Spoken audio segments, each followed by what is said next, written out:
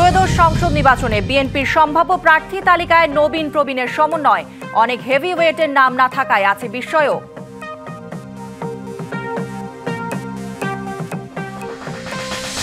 আনন্দ উচ্ছ্বাসের পাশাপাশি পছন্দের নেতা মনোনয়ন না পাওয়ায় বিভিন্ন স্থানে বিক্ষোভ মিছিল, সড়ক অবরোধ করা হচ্ছে, বহিষ্কারও।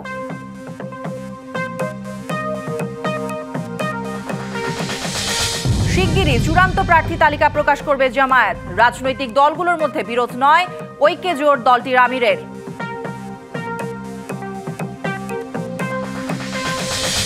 তত্ত্বাবধায়ক সরকার ব্যবস্থা বাতিলের রায় দিয়ে বিচারপতি খায়রুল জাতির সঙ্গে প্রতারণা করেছিলেন, আপিল শুনানিতে বিএনপির আইনজীবীরা।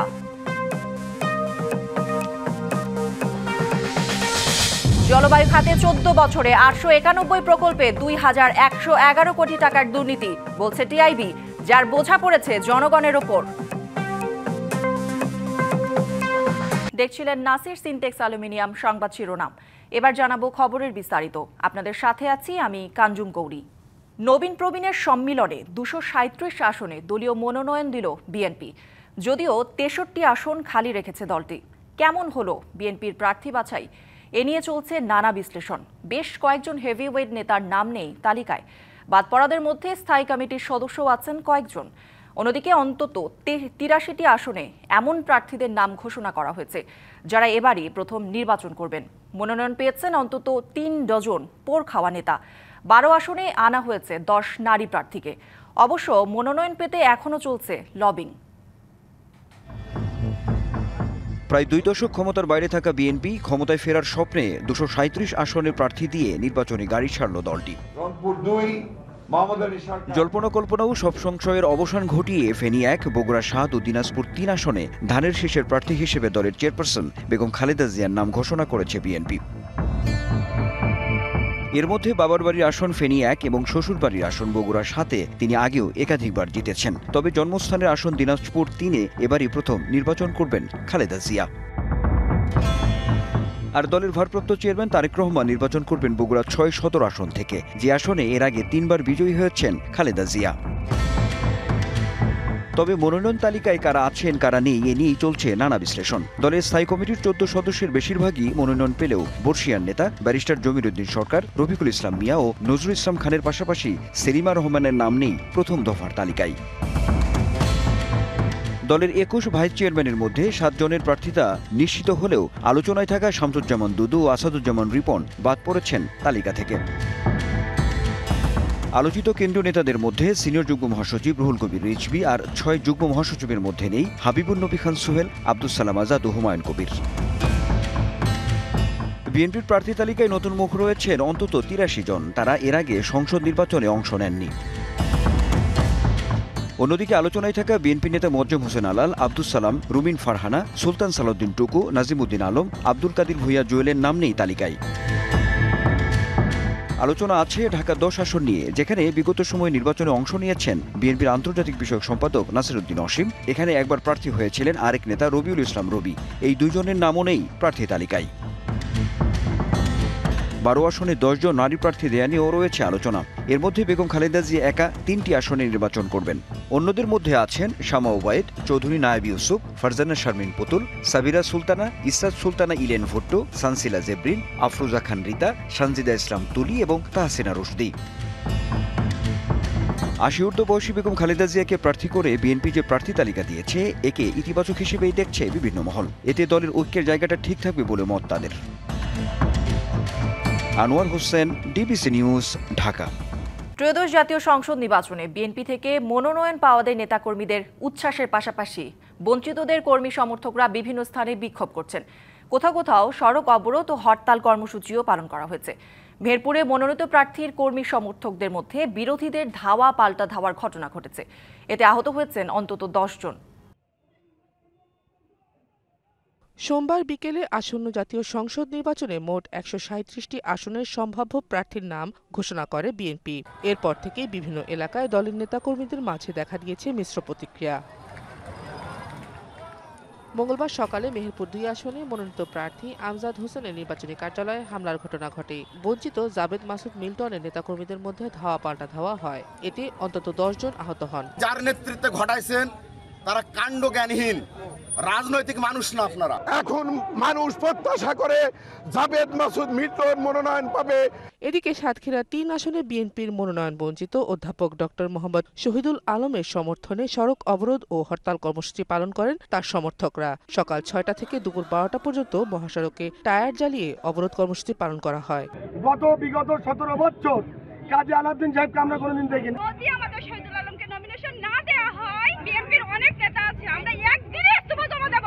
চাঁদপুর ৪ আসনে বিএনপির আহ্বায়ক এম.এ. হান্নানকে মনোনয়ন না দেয়ায় সড়ক অবরোধ করে বিক্ষোভ করেন দলীয় নেতাকর্মী ও সমর্থকরা। সকাল থেকে ফরিদগঞ্জ বাস স্ট্যান্ডে অবরোধ করেন নেতাকর্মীরা। এ সময় চাঁদপুর লক্ষ্মীপুর সড়কে দীর্ঘ যানজটের সৃষ্টি হয়। শেখ টিকার সুলতানা, ডিবিসি নিউজ ডেস্ক। ১৯৭১ সালে যারা বাংলাদেশ চায়নি তারা এখন কিভাবে সেই দেশের শাসনভার চায়, এমন প্রশ্ন করেছেন বিএনপির স্থায়ী কমিটির সদস্য মির্জা আব্বাস। সকালে রাজধানী নয়াপল্টনে ঢাকার সাবেক মেয়র সাদেক হোসেন খোকার ৬ষ্ঠ মৃত্যুবার্ষিকী উপলক্ষে মিলাদ মাহফিলে এমন প্রশ্ন তোলেন তিনি। একটি দল ধর্মের দোহাই দিয়ে দেশ ও জাতিকে বিভক্তি করতে চায় বলেও অভিযোগ করেন তিনি। একই অনুষ্ঠানে বিএনপির আরেক নেতা আব্দুস সালাম বলেন, পরাজিত ফ্যাসিবাদের বিরুদ্ধে সব রাজনৈতিক দল যেখানে এক সেখানে জামায়াতে ইসলামী বিএনপির বিপক্ষে গিয়ে নির্বাচন বানচালের চেষ্টা করছে।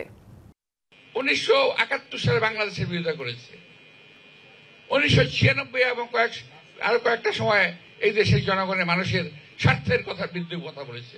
ওরা আজকে লম্বা লম্বা কথা বলে, আজকে ধর্মের দোহাই দিয়ে দেশটাকে বিভক্ত করার চেষ্টা করছে তারা। পরাজিত ফ্যাসিবাদের বিরুদ্ধে সম্পূর্ণ জাতি আজকে ঐক্যবদ্ধ, সব রাজনৈতিক দলগুলো ঐক্যবদ্ধ।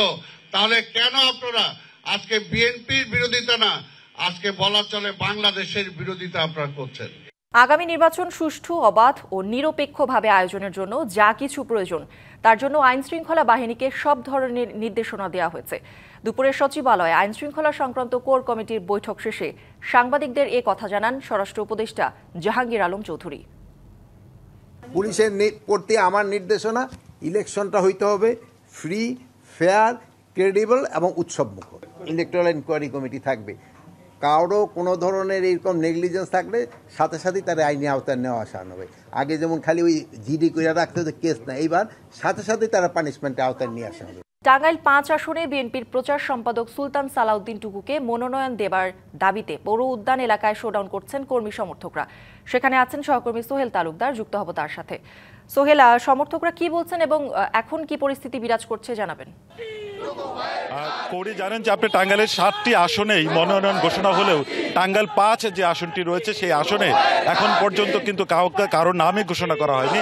যেহেতু এখানে বেশ কয়েকজন প্রার্থী ছিলেন, তার মধ্যে কেন্দ্রীয় বিএনপির প্রচার সম্পাদক যিনি সুলতান সালাউদ্দিন টুকু, তিনিও একজন প্রার্থী ছিলেন। এখানে যারা নেতৃবৃন্দ যারা আছেন তারা এটা বলছেন যে তারা টুকুবার পক্ষে স্লোগান দিলেও তারা বলছেন যে তারা কোনো বিক্ষোভ মিছিল করছেন না। তারা বলছেন যে তারা এখানে তার পক্ষে যে তার যে জনসমর্থন রয়েছে সেই জনসমর্থনটাকে তারা জানান দিচ্ছেন। আমরা এ বিষয়ে কথা বলবো যে এই টুকুবাইয়ের যে টুকু সুলতান সালাউদ্দিন টুকুর যারা নেতৃবৃন্দ রয়েছেন তারা যার পক্ষে রয়েছেন। সানু, আপনি একটু বলবেন যে কেন আপনারা আজকের এই শোডাউন করছেন বা কি কার্যক্রম করছেন? সুলতান সালাউদ্দিন টুকুর মনোনয়নের প্রাপ্তির ব্যাপারে আপনাদের কি বক্তব্য? আমরা আজকে সারাদিন দেশনায়ক তারেক রহমানের নির্দেশে আমরা আজকে সারাদিন ব্যাপী সকাল থেকে আমরা লিফটের বিতরণ করেছি বিভিন্ন মাঠে। আমরা টাঙ্গাইল সদরের মানুষ, টাঙ্গাইল পৌর এবং থানার প্রত্যেকটা মানুষের প্রাণের দাবি সুলতান সালাউদ্দিন টুকুকে নমিনেশন দেওয়া হোক। কারণ টুকু ভাই ইতিমধ্যেই টাঙ্গাইলের প্রত্যেকটা মানুষের হৃদয়ে স্থান করে নিয়েছেন। আমরা চাই যে সুলতান সালাউদ্দিন মতো একজন যোগ্য প্রার্থী যিনি জাতীয়ভাবে ছাত্রদলকে মানে বলছেন যে যতগুলো প্রার্থী বা সুলতান সালাউদ্দিন এলাকায় যে কাজ করেছে তার জন্য আপনারা তাদের দাবি জানাচ্ছেন। জি, শুনতে পাচ্ছিলেন যে কৌরি দাবি জানাচ্ছেন। একই ধরনের কার্যক্রম কিন্তু এই শহর যে জেলা বিএনপি সাধারণ সম্পাদক রয়েছেন ফরহাদ ইকবাল, তারও একটি এরকম শোডাউন হওয়ার কথা রয়েছে। আমরা এই কারণে কিন্তু টাঙ্গাইলের যে একটু রাজনীতির মধ্যে আমরা একটা উত্তেজনা দেখছি, সে বিষয়টি দেখা যাক যে নমিনেশন ঘোষণার আগ পর্যন্ত সেটা কোন পর্যায়ে গিয়ে দাঁড়ায়। সোহেল, ধন্যবাদ আপনাকে। ফেব্রুয়ারিতে ত্রয়োদশ জাতীয় সংসদ নির্বাচন। সারা দেশ প্রস্তুত হচ্ছে একটি অবাধ, সুষ্ঠু ও গ্রহণযোগ্য নির্বাচনের জন্য। কি ভাবছেন সাধারণ মানুষ থেকে শুরু করে আগামীর জনপ্রতিনিধিরা, সে কথা জানাতে ডিবিসি নিউজের ইলেকশন এক্সপ্রেস ছুটে যাচ্ছে সব সংসদীয় আসনে। এখন রয়েছে সংসদীয় আসন 95, বাগেরহাট 1-এ। স্বাগত জানাচ্ছি সিএসআরএম ডিবিসি ইলেকশন এক্সপ্রেসে। আমার সঙ্গে এই মুহূর্তে যুক্ত আছেন জেলা বিএনপির আহ্বায়ক কমিটির সদস্য। কথা বলবো, জানার চেষ্টা করবো আগামী নির্বাচনে এই আসনে থেকে বিএনপি কতটা শক্তিশালী অবস্থান ধারণ করতে পারবে। স্বাগত আপনাকে সিএসআরএম ডিবিসি ইলেকশন এক্সপ্রেসে। আমরা যেটা জানি যে বাগেরহাট 4টা আসন ছিল, সেটা 3টা আসন করা হয়েছে। এটা 2 আসন ছিল, এখন সেটা 1 আসন হয়েছে। এই আসনের যে পার্থক্যটা, সেটা আসলে ভোটের লড়াইয়ে কতটা প্রভাব পড়তে পারে বলে মনে করছেন? না, ভোটের ব্যাপারে কোনো ধরনের ইম্প্যাক্ট পড়বে না, কারণ আমরা বিশ্বাস করি 4টে থেকে 3টে কনভার্ট হলেও আমাদের ভৌগোলিক কারণবশত আমার কিছু সমস্যা হবে। আমাদের উন্নয়নের ধারা অব্যাহত রাখা যে ইট ইজ কোয়াইট চ্যালেঞ্জ আমাদের জন্য, কিন্তু আমাদের ভোটের দিকটা আমাদের কোনো ইম্প্যাক্ট পড়বে না। নিজেকে কেন যোগ্য মনে করছেন? আরও তো অনেকেই থাকবেন, বিএনপি বড় দল, তারপরও কেন নিজেকে যোগ্য মনে? যোগ্য তো সবাইকে যোগ্য মনে করবে, এটাই স্বাভাবিক। তবে আমি যোগ্য মনে করছি এই কারণে, আমি 17টা বছর আমি এই রাজপথেই ছিলাম নেতাকর্মীদের সাথে নিয়ে। এই ফ্যাসিবাদ আন্দোলনের সময় আমি যুদ্ধ করেছি তার বিরুদ্ধে। যখন ফোন ধরতে রিসিভ করতে ভয় পেত, ফোন বন্ধ থাকতো, ঠিক সেই মুহূর্তে এই বাগেরহাটে এসে, এখানে আমার সব রাজনীতির সহযোদ্ধারা আছেই, এখানে এসে আমি আমার নেতৃত্ব দিয়েছি। আমি তাকে সবাইকে সংঘবদ্ধ নিয়ে আন্দোলন করেছি ফ্যাসিবাদ আন্দোলনের সরকারের বিরুদ্ধে। যত মামলা হামলা আমার বাগেরহাট, মোল্লাহাট, ফকিরহাট, চিতলমারি যখন আমরা ছিলাম, ম্যাক্সিমামই আমি সহযোগিতা করেছি, পাশে থেকেছি। অনেক সময় আমি হুন্ডা চালাতে পারি না, আমার সাথে সাবঅর্ডিনেট লোক নিয়ে আমি বাড়িতে গেছি অন্ধকারে, সেই বাড়িতে সাহায্য সহযোগিতা করেছি, নিজের হাতে গেছি। যেখানে পথ দিয়ে চলায় দুষ্কার ছিল, মশাল মিছিল, পিকেটিং পর্যন্ত আমি করেছি। এই জন্য আমি সর্বক্ষণই আমি নেতাকর্মীর পাশে ছিলাম, দলের পাশে ছিলাম। আমি যোগ্য মনে করছি। আমি যোগ্য না, আমার বিশ্বাস আমার নেতাকর্মী, আমার সাধারণ মানুষ আমাকে যোগ্য মনে করে। সেক্ষেত্রে আপনাকে যদি কোনো কারণে না দেওয়া হয়, অন্য কাউকে দেওয়া হলো বিএনপি থেকে বা জোটে অন্য কাউকে, তো সেক্ষেত্রে আপনার সমর্থকরা কি আসলে কোনো ধরনের বিক্ষোভ করবে কিনা বা কোনো ধরনের সমস্যা পড়তে হবে? দেখেন, এই ক্ষেত্রে আগে থেকেই আমাদের নেতৃবৃন্দদের, সাধারণ মানুষকে এবং আমার রাজনৈতিক সহযোগিতাদের বলা আছে, যদি এরকম কিছু হয় অবশ্যই আমার চেয়ে যোগ্য যদি দল মনে করে তাকে দিবে। আমরা সবাই একসাথে কাজ করব এবং আমাদের নেতৃবৃন্দ, নেতাকর্মীরা ইনশাল্লাহ তার হয়ে কাজ করবে দলের জন্য। কী ধরনের প্রতিশ্রুতি দিতে চান সাধারণ মানুষের উদ্দেশ্যে বা ভোটের জন্য? আমি প্রথমত বলতে চাই, আমাদের যে বাগেরহাটের পৌরতে জলাবদ্ধতা আছে, একটু পানি বৃষ্টি হলেই জলাবদ্ধতা হয়ে যায়, মানুষ চলাচল অনুপযোগী হয়ে যায়, রাস্তাঘাটের খুবই খারাপ অবস্থা, বিশুদ্ধ পানির খুব অভাব। আমার এই বাগেরহাট সদরের কথা যদি বলি, বিভিন্ন যে খালগুলো পুনঃখনন করা দরকার, কারণ পানির রেজিস্ট হওয়াতে অনেক সময় দেখা যায় যে অসুধ উপায়ে খালটাকে দখল করে ঘেরে চাষ করা, পানি ফ্লোটা না হওয়াতে, লবণাক্ত হওয়াতে জমি সারাউন্ডিংয়ে ক্ষেত খামারে তখন ফসল ঠিকমতো হয় না। তো এইগুলো ইনশাল্লাহ আমাদের টার্গেটটা যে খালগুলো পুনঃখনন করা এবং নদীও আমাদের একটা চিন্তাভাবনা আছে, নদীকেও আমরা পুনঃখনন করতে চাই সারাউন্ডিং এসে। আর এই পাশাপাশি মোল্লাহাট, যেহেতু মোল্লাহাট, ফকিরহাট, চিতলমারি একই অবস্থায় বিরাজমান করছে, সেগুলো রাস্তাঘাটে খুব বেহাল অবস্থা। চিকিৎসা খাতে আমাদের 31 দফার মধ্যে আছে, সেবা খাতকে আমরা নিশ্চয়তা করতে চাই, সেবা দিতে চাই। আমরা যদি ক্ষমতায় আসি, আমরা 100% স্বাস্থ্য সেবা নিশ্চিত করব বিনা। মোংলা সমুদ্র বন্দর নিয়ে কোনো ভাবনা আছে? হ্যাঁ, মোংলা সমুদ্র বন্দর জানেন যে আমাদের রাজস্ব 343 কোটি টাকা, সেখানে অথচ আমি যদি কম্পারিজন করি চিটাগং পোর্টকে 5056 কোটি টাকা। এই যে বিশাল বৈষম্যতা, এই কারণ হলো যে আমাদের যেখানে অবস্থা মোংলা পোর্টটা, সেখানে আমাদের যে ড্রাফটটা খুবই কম, বড় বড় শিপগুলো আসতে পারছে না, এখানে আমাদের ট্রান্সশিপমেন্টটা খুবই সমস্যা। এই জন্য আমরা এই মোংলা পোর্টটাকে আর একটু গভীর সাইডে নিতে চাই এবং আমরা আধুনিকায়ন করতে চাই। জামাতও অংশ নিচ্ছে এককভাবে, সেক্ষেত্রে কতটা চ্যালেঞ্জ হতে পারে বিএনপির জন্য এই আসনটি? ধন্যবাদ। মোল্লাহাট ফকিরহাট চিতলমারি জামাতে একবারই আমি যতটুকু জানি নির্বাচন করেছে 1996 সালে। ওই সময় 8,443 ভোট পেয়েছিল। সেখানে সেই সিট থেকেই মোল্লাহাট চিতলমারি এবং বাগেরহাট সদর। তা বাগেরহাট সদরে যখন 91 এবং 96-তে নির্বাচন করেছে আমরা দেখতে পাই সেখানে ওরা বিএনপি যা ভোট পেয়েছে তা অলমোস্ট 50% ভোট পেয়েছে তারা। তা যেহেতু মোল্লাহাট চিতলমারি এবং এখানে আমাদের ভোটের যে ব্যবধান হবে বিশাল ব্যবধানে আশা করি জনগণ আমাদের ভোট দিয়ে বিপুলভাবে বিবেচিত করবে। অসংখ্য ধন্যবাদ। আমাদের সঙ্গে আপনি এতক্ষণ যুক্ত ছিলেন। পরবর্তী সংবাদ বিকেল 5টায় থাকছে বাগেরহাট 2 আসন, সেখানে তুলে ধরার চেষ্টা করব বিভিন্ন রাজনৈতিক দলের তৃণমূল পর্যায়ের নেতাকর্মী সহ সম্ভাব্য যারা প্রার্থী রয়েছেন তারা কি ভাবছেন আগামী নির্বাচনকে কেন্দ্র করে সেসব বিষয়ের সঙ্গে থাকুন CSRM ডিবিসি ইলেকশন এক্সপ্রেসের। আওয়ামী লীগ সরকারের সময় বিগত 14 বছরে জলবায়ু পরিবর্তনের ঝুঁকি মোকাবিলায় বিভিন্ন প্রকল্পে প্রায় 2,111 কোটি টাকা দুর্নীতি হয়েছে, এমনটা জানিয়েছে ট্রান্সপারেন্সি ইন্টারন্যাশনাল বাংলাদেশ। রাজধানীতে সংস্থাটির কার্যালয়ে গবেষণা প্রতিবেদন প্রকাশ অনুষ্ঠানে জানানো হয়, নিজস্ব স্বার্থ সংশ্লিষ্ট প্রকল্পের জন্য সংশ্লিষ্ট মন্ত্রণালয়ের মন্ত্রীরা হস্তক্ষেপ করতেন। পরিবেশের ওপর উন্নত বিশ্বের দেশগুলোর নির্যাতন ও চরম অবহেলার শিকার বাংলাদেশ। জলবায়ু পরিবর্তনের প্রভাবে আগে থেকেই দুর্যোগপ্রবণ এই অঞ্চল এখন আরও ঝুঁকিতে। পরিবেশগত পরিবর্তনের এই অভিঘাত মোকাবিলায় বাংলাদেশের প্রতি বছর 12.5 বিলিয়ন মার্কিন ডলার দরকার, কিন্তু জাতীয় এবং আন্তর্জাতিক তহবিলের মাধ্যমে 2015 থেকে 2023 পর্যন্ত বছরে গড়ে 82 মিলিয়ন ডলার অর্থ পাওয়া গেছে, যা প্রয়োজনের তুলনায় একেবারেই নগণ্য। টিআইবি বলছে এই পরিমাণ বরাদ্দেও বাংলাদেশে গত 14 বছরে হয়েছে মহা দুর্নীতি। দূষণকারী দেশগুলো ব্যর্থতার পরিচয় দিয়েছে, যে অঙ্গীকার তারা করেছিল তার মানে ক্ষুদ্রাতি ক্ষুদ্র অংশ তারা সরবরাহ করতে পেরেছে আমাদের নতুন উন্নয়নশীল দেশগুলোতে। বলেন, রাজনৈতিক হস্তক্ষেপে লুট করা হয়েছে এসব বরাদ্দ, ফলে অভিঘাতে আক্রান্ত মানুষ হয়েছেন বঞ্চিত। প্রয়োজনের সাথে তুলনায় অর্থায়নের গ্যাপ কিন্তু বিশাল। তা সত্ত্বেও যতটুকু অর্থায়ন হয়েছে সেটার কিন্তু সিংহভাগ অনিয়ম দুর্নীতির কারণে ক্ষতিগ্রস্ত হয়েছে। মোট অর্থায়ন হয়েছিল আমাদের জাতীয় সূত্র থেকে 458 মিলিয়ন ডলার, তার মধ্য থেকে প্রায় 54% কিন্তু দুর্নীতির কারণে ক্ষতিগ্রস্ত হয়েছে। তাই এ সংক্রান্ত প্রতিষ্ঠান ঢেলে সাজানো, ক্ষতিগ্রস্ত মানুষের জন্য বরাদ্দ বাড়ানো ও সুষ্ঠুভাবে প্রকল্প বাস্তবায়নে স্বচ্ছতা ও জবাবদিহিতা নিশ্চিত করার তাগিদ টিআইবির। জাতীয় আন্তর্জাতিক প্রাক্কলন অনুযায়ী Bangladesh. Afrin Anwar, DBC news, Dhaka. Detail area plan বা ড্যাপ সংশোধন করে সরকার ভবন নির্মাণে ফ্লোর এরিয়া রেশিও বাড়ানোর যে সিদ্ধান্ত নিয়েছে তার প্রতিবাদ জানিয়েছেন নগর পরিকল্পনাবিদরা।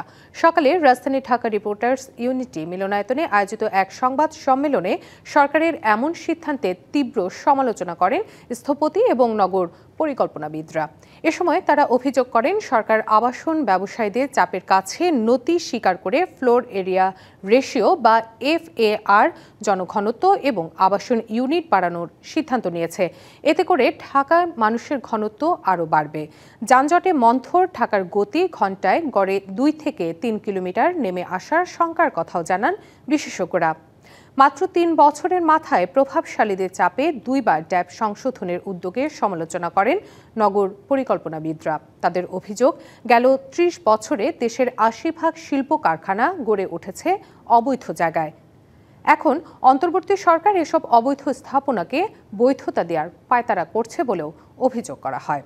বিশেষজ্ঞদের শঙ্কা, অবৈধভাবে নির্মাণ করা এসব ভবন বৈধ করা হলে দখলদাররা আরও বেশি উৎসাহিত হবে। সরকার এমন সিদ্ধান্ত থেকে সরে না আসলে জাতীয় কনভেনশন করা হবে বলেও জানানো হয় এ সময়। রাষ্ট্র যদি পরিকল্পনার ক্ষেত্রে সকল ক্ষেত্রে ব্যবসায়ীদের ছাড় দিতেই থাকে, সেটা আবাসন হোক, শিল্প হোক, এই শহর ধ্বংস হবে। এই শহরকে আপনি বাঁচাতে পারবো না। নতুন করে যদি বিল্ডিং এর উচ্চতা বাড়ে তাহলে হচ্ছে এই মানুষদেরকে আমরা কোথায় জায়গা দিব? নতুন করে যেই মাঠগুলিতে এখনই তো হচ্ছে জনসংখ্যার চাপে সবকিছু ভেঙে পড়েছে, পুরো সিস্টেমটা ঢাকা শহরে এখনো আজকের দিনে দেখবেন যে পানির সংকট, গ্যাসের সংকট। গেল মাসে রপ্তানি আয় খানিকটা কমেছে। অক্টোবর 2025-এ 382 কোটি $38 লাখ পণ্য রপ্তানি হয়েছে, যা এর আগের বছর 2024-এর একই সময় ছিল $413 কোটি 7 লাখ। রপ্তানি উন্নয়ন ব্যুরোর তথ্য অনুযায়ী চলতি 2025-26 অর্থ বছরের জুলাই অক্টোবর পর্যন্ত দেশ থেকে $1,613 কোটি 70 লাখ পণ্য রপ্তানি হয়, যা এর আগের 2024-25 অর্থ বছরের একই সময় ছিল $1,578 কোটি 63 লাখ। হিসেবে অর্থ বছরের প্রথম 4 মাসে এবছর রপ্তানি আয় খানিকটা বেড়েছে। এপিবির তথ্য বলছে অক্টোবরে তৈরি পোশাক রপ্তানি কমেছে 8.39%। এছাড়া হিমায়িত এবং জীবিত মাছের রপ্তানিও কমেছে 13%। আর প্লাস্টিক পণ্যের রপ্তানি কমেছে 12% এবং কৃষি পণ্য রপ্তানি কমেছে 10% হারে।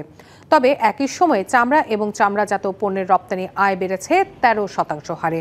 আর পাট এবং পাটজাত পণ্য 7% এবং হোম টেক্সটাইলের রপ্তানি আয় বেড়েছে 14% হারে।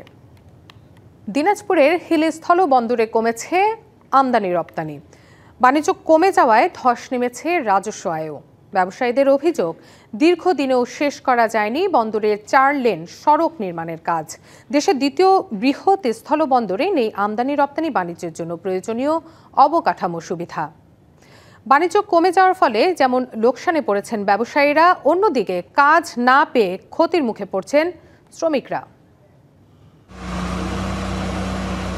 বেহাল এ সড়ক দিয়ে প্রতিদিন প্রতিবেশী দেশ ভারতের সঙ্গে হাজার হাজার টন পণ্য আমদানি রপ্তানির বাণিজ্য হচ্ছে দিনাজপুরের হিলি স্থলবন্দর দিয়ে। শুধু সড়কই নয়, দেশের দ্বিতীয় বৃহত্তর এই স্থলবন্দরে নেই আমদানি রপ্তানি বাণিজ্যের জন্য প্রয়োজনীয় অবকাঠামো সুবিধা। ব্যবসায়ীদের অভিযোগ, দেশের অর্থনীতিতে গুরুত্বপূর্ণ অবদান রাখলেও এখনও আধুনিকায়নের ছোঁয়া লাগেনি হিলি বন্দরে। বসানো হয়নি ওজন পরিমাপে আধুনিক স্কেল এবং পণ্য খালাসে নিরাপদ শেড সহ আধুনিক যন্ত্রপাতি। বিভিন্ন ধরনের জটিলতা, মানে খালাস করতে গেলে দেখা যায় যে ট্যাক্সের একটা ডিফার করে, বেনাপোলে একমতো ট্যাক্স, হিলিতে একমতো ট্যাক্স। ব্যবসায়ীরা বলছেন, বন্দর এলাকার বেহিলি 0 পয়েন্ট থেকে স্থলবন্দর পর্যন্ত রাস্তার কাজ আংশিক শেষ হলেও হিলি চারমাথা থেকে মহিলা কলেজ এবং হিলি স্থলবন্দর থেকে বিরামপুর এবং খোড়াঘাট রাস্তার কাজ এখনও শেষ হয়নি। আর এতে করে প্রায় বিকল হয় পণ্য বোঝাই ট্রাক। ভোগান্তির পাশাপাশি খরচ বাড়ে আমদানি রপ্তানিকারকদের। এই রাস্তাঘাটের যে অবস্থা, পোর্ট থেকে মাল বের হবার কোনো সুযোগই নাই, দুর্ঘটনা ঘটতেছে, জ্যাম সৃষ্টি হচ্ছে। বন্দরের বেহাল অবস্থায় এখন প্রতিদিন পণ্যবাহী ট্রাকের সংখ্যা নেমেছে গড়ে 25 থেকে 30টিতে। আমদানি রপ্তানি কমে যাওয়ায় এর প্রভাব পড়েছে বন্দরের প্রায় 5 শতাধিক শ্রমিকের জীবন জীবিকায়। যে কাজে আসছি, এখনো এ পর্যন্ত কোনো গাড়ি ঘোড়া পাইনি। আগে কাজ ছিল 700-800 টাকা, বর্তমানে কাজের গতিমতি দেখা যাচ্ছে 150-200 টাকা কাজের গতিমতি। আমাদের এখানে প্রতিদিন গড়ে আমদানিকৃত গাড়ির সংখ্যা 25 থেকে 30টি। এর মধ্যে মশলা জাতীয় পণ্যই বেশি, আপনার ফিড জাতীয় পণ্য আমদানি হয়, তবে রপ্তানি অনেকটা নেই বললেই চলে। 2024-25 অর্থ বছরে হিলি স্থলবন্দরে রাজস্ব আহরণের লক্ষ্য ছিল 740 কোটি টাকার, যার বিপরীতে আদায় হয় 681 কোটি 83 লক্ষ টাকা। Rifat Nova, DBC news. দর্শক, রাজধানীর আগারগাঁওয়ে নির্বাচন ভবনে নতুন দল নিবন্ধন নিয়ে নির্বাচন কমিশনের ব্রিফিং চলছে। সরাসরি চলে যাচ্ছি সেখানে। মনে নাই, তবে সামান্য জায়গায় শর্টফল থাকলে, সামান্য ধরো 98টা উপজেলা কভার করেছে, এই দুটার জন্য জিনিসটাকে আটকানো মানে করা হয়নি। সেই জায়গাটা আমি বলছি, এখন 97টা করেছে না 98 করেছে, এটা মনে রাখতে পারিনি। এটা 12 তারিখ পর্যন্ত সময়সীমার ভিতরে আমরা দাবি আপত্তি বা অভিমত পাবো। 12 তারিখের পরে 2-1টা দিন তো লাগবে। আমরা এটার পরে যদি কোনো সমস্যা যদি না থাকে, তাহলে 14 তারিখ 15 তারিখের ভিতরে হয়ে যাবে। ওকে,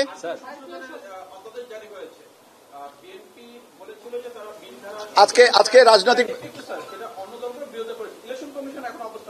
আমি রাজনৈতিক বিষয়গুলো নিয়ে আমি অতীতেও বলেছি যে অনুগ্রহ করে আমাকে এইটা বলবেন না। দ্বিতীয় জিনিসটা হচ্ছে যে বিএনপির বা ইলেকশন কমিশনের অবস্থান তো আরপিও নিয়ে তো আমরা পরবর্তী পর্যায়ের যে কাজগুলো বাকি আছে আমরা সেগুলো নিয়ে করবো। আপনাদের ধন্যবাদ। আপনি বলেছে যে আরেকটা পরবর্তী পর্যায়ের যে কাজগুলো আছে আমরা সেটা করব। অনেক ধন্যবাদ। আমি বলেছি যে ধারাবাহিকতা পাইনি দেখে বিজ্ঞপ্তিটা আমি বলে দিলাম কালকে। শিগগিরই বাজারে আসছে 7ম বাংলাদেশ সরকার সুকুক বন্ড। বাংলাদেশ ব্যাংকের পাঠানো এক সংবাদ বিজ্ঞপ্তিতে জানানো হয়েছে এমন তথ্য। বিজ্ঞপ্তিতে জানানো হয় নোয়াখালী, ফেনী এবং লক্ষ্মীপুর জেলার পল্লী অবকাঠামো উন্নয়ন প্রকল্পে অর্থায়নের জন্য সপ্তম বাংলাদেশ সরকার সুকুক বন্ড ছাড়বে বাংলাদেশ ব্যাংক। 7 বছর মেয়াদী এই বন্ডের মাধ্যমে 2500 কোটি সংগ্রহ করবে সরকার, যা দিয়ে 3 জেলায় 20টি উপজেলার সড়ক উন্নয়ন, পুনর্বাসন, হাটবাজার এবং পর্যটন এলাকার অবকাঠামোর উন্নয়ন করা হবে। এর আগে স্পেশাল পারপাস ভেহিকেল হিসেবে বাংলাদেশ ব্যাংক 24,000 কোটি টাকার 6টি সুকুক ইস্যু করে। সংবাদে এই ছিল এখনকার মতো। ডিবিসি নিউজের সংবাদগুলো পড়তে ভিজিট করুন dbcnews.tv আর ভিজিট করুন ডিবিসি নিউজের ফেসবুক পেজ এবং ইউটিউব চ্যানেল। ডিবিসির সঙ্গেই থাকুন।